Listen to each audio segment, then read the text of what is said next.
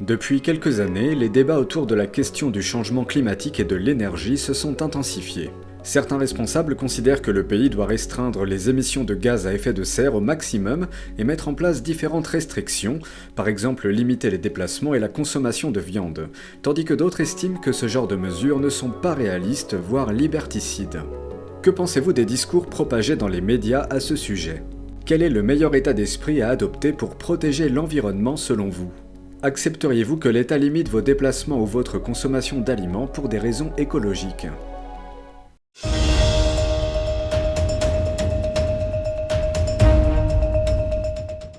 Que pensez-vous des discours propagés dans les médias au sujet de l'écologie ? Les écolos, on ne les fait pas vraiment participer au débat, on les met à la trappe, on leur dit oui, vous n'avez pas le droit de camper ici parce que nous on va faire des routes, parce que nous on va faire ceci, alors que c'est le truc hyper important. On devrait vraiment faire participer tous les écolos qui font vraiment une démarche, qui ont des sites internet, qui font sur les réseaux sociaux plein de pubs, plein de mouvements écologistes. On est vraiment en dehors de toute réalité, effectivement. Si on veut vraiment une réussite planétaire, il faudrait que tout le monde se mette sur la même enseigne, chose qui est complètement irréalisable, à mon avis. Je trouve que parfois ça peut être quand même un petit peu trop alarmiste, ça semble quand même alarmiste, mais je trouve quand même que c'est des questions qui doivent revenir.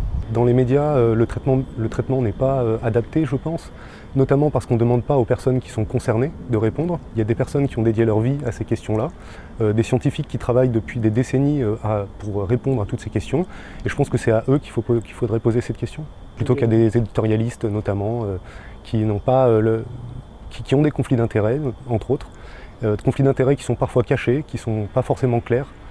C'est pas à eux de répondre. Je disais, il y a quelques fois, il faudrait se référer quelquefois aux anciens. Parce que ici en Guadeloupe, nous avons des anciens. Et les anciens, ils ont de très belles paroles.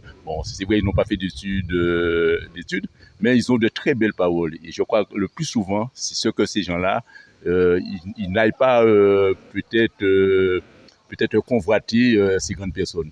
Je pense qu'ils ont des réponses pratiquement à tout. Quel est le meilleur état d'esprit à adopter pour protéger l'environnement selon vous ?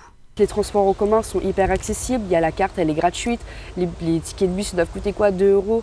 C'est peut-être un peu cher pour certains, mais en soi c'est vraiment c'est faisable pour se déplacer partout, et on n'imagine même pas à quel point juste une voiture ça peut vraiment polluer, mais ça peut polluer tout un quartier à une voiture toute seule, donc vraiment réduire les déplacements, réduire la consommation de viande, qui est en soi vraiment pas un problème parce qu'on n'a pas besoin de tant de viande que ça pour l'alimentation.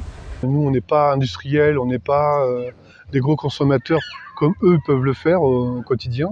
Encore une fois, le meilleur état d'esprit, je pense que c'est de ne pas trop essayer de trouver nous-mêmes les solutions, mais plutôt écouter les gens qui savent de quoi ils parlent. Le meilleur tri sélectif que je connais actuellement, c'est les Japonais. Je crois qu'eux, ils ont le top du top. Lorsque j'allais à l'école, je faisais peut-être des 10 km à pied en montant. Je formais énormément d'amis. Et maintenant, nous parents, actuellement, il faudrait qu'on dépose les enfants à l'entrée. À l'entrée, les enfants ne font pas un pas. On peut mettre à leur disposition un bus, mais les parents, ils veulent déposer leurs enfants. S'il faut revenir en arrière, on a tout cela à passer en revue. Déjà, je pense qu'on ne peut pas mettre la faute sur chaque individu. Je pense qu'il faut voir ça de façon globale.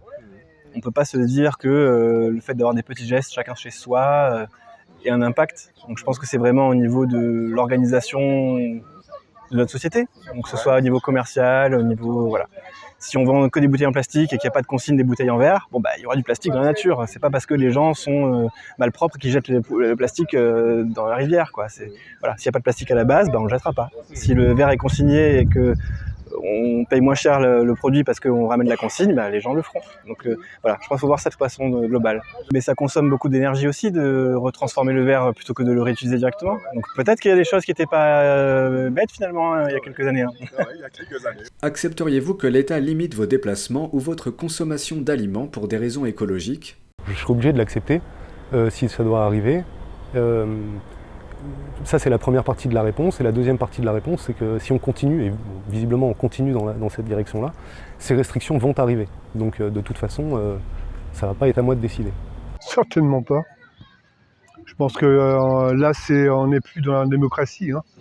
C'est-à-dire que si on avance dans ce sens, effectivement, on a beaucoup de questions à se reposer sur notre citoyenneté en fait, et notre identité. Je pense que non, je refuserai en tous les cas, je me battrai contre ça, oui. Oui, je pense que l'État a quand même le pouvoir d'imposer des réglementations et des normes pour pouvoir limiter tout cela. Et je crois que c'est une bonne idée quand même de le faire. Si moi je dois me limiter, mais qu'il y a une grande société qui ne va pas être limitée pour cette consommation et que c'est injuste, non, c'est pas acceptable. Si c'est un système global et qu'on dit voilà, de façon conjointe que c'est, je sais pas, pour pas pour sauver la planète, mais pour sauver l'espèce humaine plutôt, on va dire. Pourquoi pas faire un effort tous ensemble, mais faut que ça parte. Voilà, il y a une question de justice, il y a une question d'égalité pour que ce soit acceptable, je pense. Moi, franchement, ça me dérangerait pas et je trouve que ce serait vraiment même très important, mais qu'on leur explique vraiment du pourquoi, du comment expliquer la viande, quelle viande serait mieux à réduire, quelle viande serait mieux à consommer sur un certain temps. Mais moi, je trouve que ça serait essentiel même, je dirais. Il y a une certaine liberté qu'on doit encore préserver. Et je pense que l'État n'a pas en fait à s'immiscer dans cette histoire, ou alors on est dirigé par autre chose que l'État.